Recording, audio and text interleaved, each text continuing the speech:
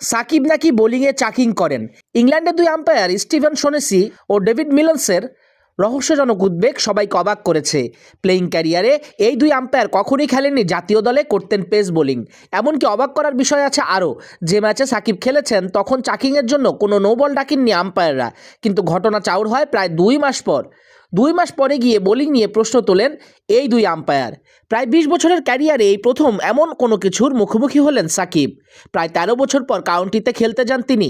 সমারসেটের মাঠ টনটনে বল হাতে 2010-11 মৌসুমের পর কাউন্টিতে ফেরার ম্যাচে 9 উইকেট নেন সাকিব। যদিও ম্যাচটায় 111 রানে হেরে যায় সারে। ম্যাচটিতে 2 ইনিংস মিলিয়ে 63 ওভার বোলিং করেছিলেন সাকিব। কাউন্টি খেলে ফেরার পর ভারতের মাটিতে 2টি টেস্টও খেলেন সাকিব। এই মুহূর্তে আছেন শ্রীলঙ্কায় T10 টুর্নামেন্টে। এই টুর্নামেন্টে আসার আগে লাভবোরো ইউনিভার্সিটিতে পরীক্ষাও দিয়েছেন, কিন্তু সেখানে নাকি উত্তীর্ণ হননি সাকিব। সব মিলিয়ে পুরো ঘটনা আশ্চর্যজনক লাগছে সকলের কাছে।